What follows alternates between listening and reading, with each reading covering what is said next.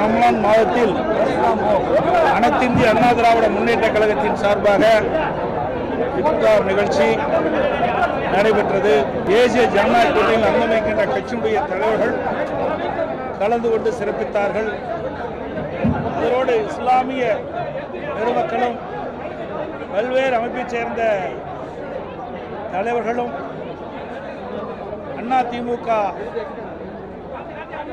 தலைமை கழக நிர்வாகிகள் எங்களுடைய கூட்டணியில் ஆக்கியம் வகிக்கின்ற கட்சியினுடைய நிர்வாகிகள் இஸ்லாமிய சகோதர சகோதரிகள் பெரும்பாலும் இந்த இஃப்தார் நிகழ்ச்சியிலே கலந்து கொண்டு சிறப்பித்தார் என்பதை மகிழ்ச்சியுடன் நேரத்தில் தெரிவித்துக் கொள்கின்றேன். சொல்லுங்க. இன்னைக்கு தேர்தல் தேதி அறிவிச்சிருக்காங்க. தேர்தல் தேதி இன்றைய தினத்தில் அறிவிச்சிருக்காங்க. கூட்டணி கட்சி தலைவர் எல்லாரும் உட்கார்ந்துருக்காங்க. தொகுதி பங்கீடு பேச்சுவார்த்தை எப்பொழுது தொடங்க போறீங்க? ஏன்னா நீங்க விரைவில் தொகுதி பங்கீடு பேச்சுவார்த்தை நடக்கும். விரைவில் தொகுதி பங்கீடு பேச்சுவார்த்தை நடக்கும். நடந்து முடிந்த பிறகு செய்தியாளர்களை அழைத்து விவரமாக உங்களுக்கு தெரிவிக்கப்படும். தாவல் இப்பதான் நான் ஏற்கனவே சொல்லிட்டேன்.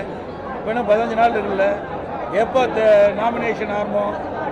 வருகிற 30ஆம் தேதி தான் ஆரம்பம். காலம் நிறைய இருக்குது. அதனால் பொறுமையாக எங்களுடைய கூட்டணி கட்சியுடைய தலைவர்களெல்லாம் ஒன்றிணைந்து உணர்வுபூர்வமாக நாங்கள் நிறுத்தப்படுகின்ற வேட்பாளர் அத்தனை பேரும் வெற்றி பெறக்கூடிய சூழ்நிலையிலே தொகுதி பங்கீடு அமையும். பாஜக ஆளும் மாநிலங்களில் சிறுபான்மையினர் தொடர்ந்து தாக்கப்படுறாங்க. எதிர்கட்சி தலைவராக நீங்களும் எந்த ஒரு கண்டனத்தையும் சொல்லல. சிறுபான்மையினரோட பாதுகாவலராக திமுக தான் இருக்கு. நீங்க வெறும் போட்டோக்கு மட்டும்தான் போஸ்ட் கொடுக்குறீங்க. இப்போ கொஞ்ச நேரத்துக்கு முன்னாடி முதலமைச்சர் சொல்லி அவர் அப்படிதான் தொடர்ந்து சொல்லிட்டு இருக்காரு. இன்றைக்கே சொல்றாரு, எப்பொழுது பார்த்தாலும் தேர்தல் வருகின்ற பொழுது இந்த வார்த்தையை தான் பயன்படுத்துவார். ஆனால் இந்த இஸ்லாமிய சமுதாய மக்களுக்காக இந்த அரசாங்கம் என்ன செஞ்சது?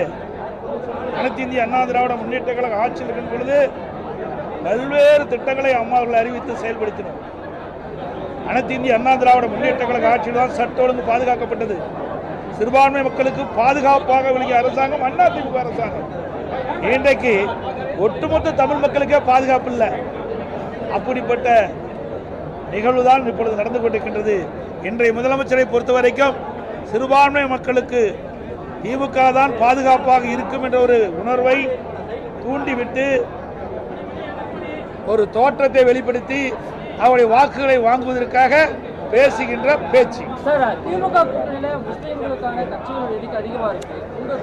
கட்சிகள் இல்லை அப்படிங்கிற விமர்சனம் பொதுவாக வைக்கப்படுது. அதாவது அனைத்து இந்திய அண்ணா திராவிட முன்னேற்ற கழகத்தில் எங்கள் அணியை விரும்பி வருகின்ற இஸ்லாமியர்களுக்கு நிச்சயமாக வாய்ப்பு வழங்குகிறது.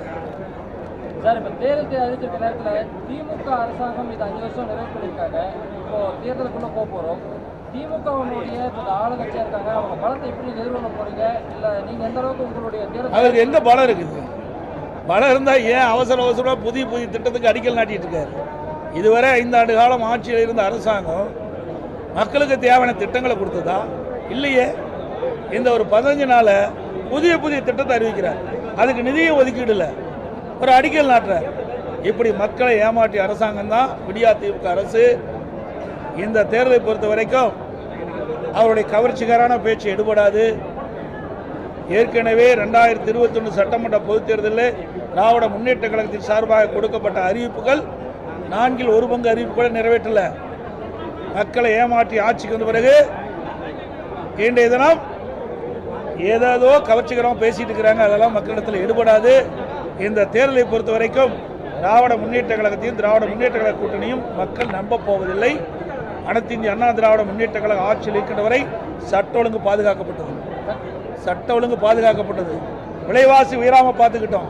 மின்சார கட்டணம் ஏறல, சொத்து வரி ஏறல, மக்கள் பாதிக்கல. இன்றைக்கு எல்லா துறைகளிலும் ஊழல் இல்லாத துறையே கிடையாது. நீதிமன்றம் வரைக்கும் போய் நீதிமன்றம் இந்த அரசு உரிய நடவடிக்கை எடுக்க வேண்டும் என்று தீர்ப்பு கூறியும் கூட இன்னும் அதன் மீது எந்த நடவடிக்கை எடுக்காத அரசாங்கம் தான் விடியா திமுக அரசு. இந்த ஆட்சியில் பார்ப்பது ஊழல் மட்டும்தான். கூட்டணி கட்சி தலைவர்களாக இருக்கீங்க. உங்க கூட்டணி இன்னும் சில கட்சிகள் வர்றதுக்கு வாய்ப்பு இருக்கா? சூழல் இருக்கா? வர்றதுக்கு வாய்ப்பு இருக்குது. சூழல்